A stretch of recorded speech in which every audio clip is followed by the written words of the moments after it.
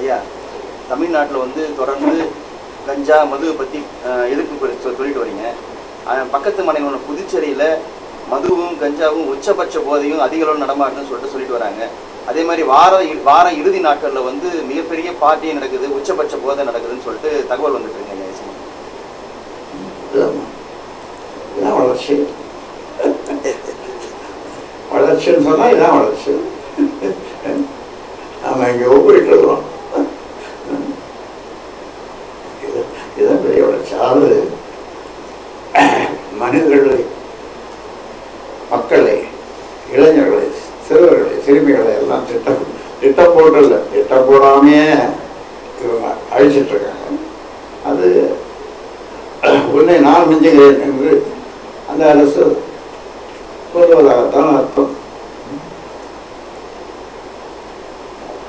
தமிழ்நாட்டை விட இங்கே எந்த வகையிலும் இது நாங்கள் இந்த கஞ்சா அதுதான் ஆரம்பத்தில் இருந்து அது கூட நாங்கள் எடுத்துருக்கோம். மது ஏற்கக்கூடாது, புதுச்சேரியில் மாநிலத்தில் ஏற்கக்கூடாது.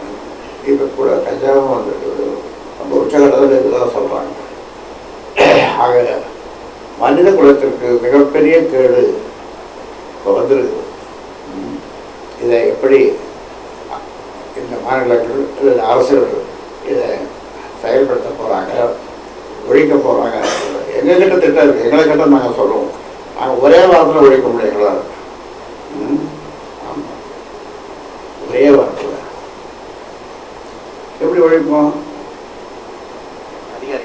ஆமாம், இந்த அதிகாரிகளை எல்லாம் தூக்கி நாங்கள் என்ன நாடு சொன்னோம்,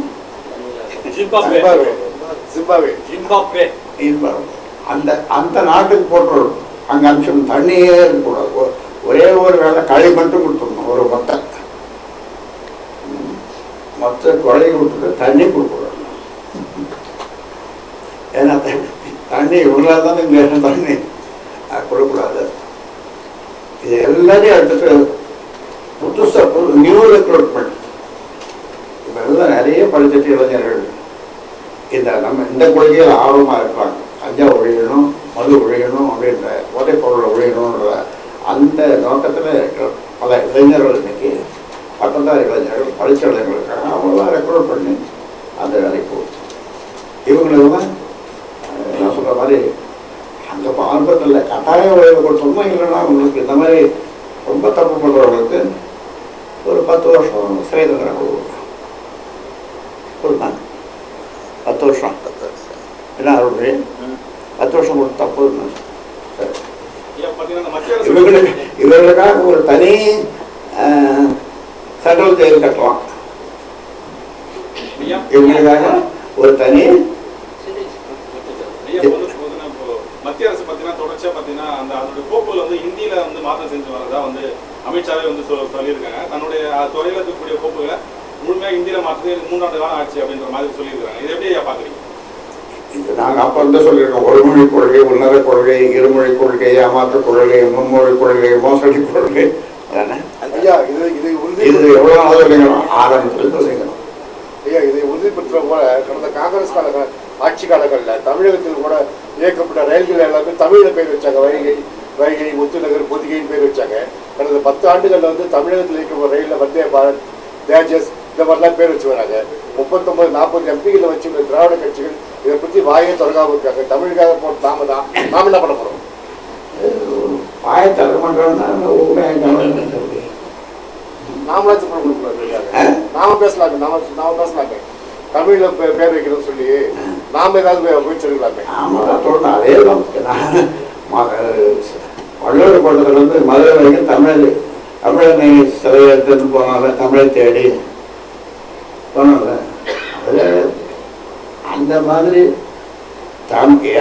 என்னை விட தமிழை வளர்க்கணும் அப்படின்றது ஆர்வமுள்ள ஒரு கட்சி அல்லது ஒரு ஆள், ஒரு நபர் யாராக இருக்காங்க, யாருமே பண்ணிட்டு இருக்கிறோம். ஐயா, திண்டிவனத்தில் அமைக்கப்படுற புதிய பேருந்து நிலையத்துக்கு வந்து ஓமுந்தரா பேரை வைக்கணும்னு சொல்லிட்டு ஒரு முடிவு பண்ணியிருக்காங்க. ஆனால் இப்போ அவருடைய பெயரை மறைக்கணுன்றதுக்காக கலைஞருடைய பேரை சிபாரிசு பண்ணுறதா ஒரு தகவல் வந்திருக்கு. ஓமுந்தரா பேர் தான். ஏன்னா ஓமுந்தரா முன்னாள் அதாவது முதலமைச்சர்கள் இருந்தாலும் கூட அவருக்கு முன்னால ஒருத்தர் ஒரு எழுத்த போடுவாங்க. உத்தமர் உத்தமர் உத்தமர் உத்தமர் ஓபி ராமசாமி ரெட்டியார். எவ்வளவு முதலமைச்சர் இருந்தாலும் கூட அவர் ஒருத்தர் உத்தமர் என்று சொல்லி, அதனால் அவர் பேரை தான் வைக்கணும். நீங்கள் சொல்ல மாதிரி கலைஞர் பேரை வேற ஒரு இடத்துக்கு வச்சுட்டு போகலாம், வைக்கிறது எவ்வளோ வாய்ப்பு இருக்குது. அவர் பேரை வைக்கட்டும் நான் வேணாம்னு சொல்லலை. ஆனால் முடிவு பண்ணதை அவருடைய சொந்த ஊர் பக்கத்தில், சொந்த ஊர் ஓமந்தூர், ஓமந்தூருக்கு நீங்கள் சொந்த ஒரு 8 கிலோமீட்டர் இருக்குமா, அவ்வளோதான். அவ்வளோதான் 8 கிலோமீட்டர். அதனால் ஓபிஆர் பேரை வைக்கிறது தான் அது சிறந்த. மதுவிலக்கு மாநாட்டிற்கு திமுகவுக்கு அழைப்பு விடுத்திருக்காங்க. மதுவிலக்கு மாநாட்டிற்கு திமுகவுக்கு அழைப்பு விட்டுருக்காங்க. இது எப்படி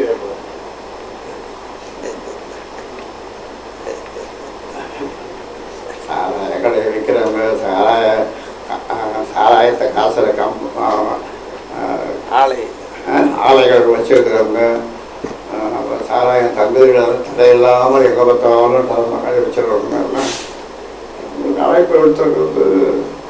அதான் அவங்களுடைய கொள்கை, அவங்களுடைய கொள்கை பொருத்தமானதான் பொருத்தமானது அருள் விஷயம்.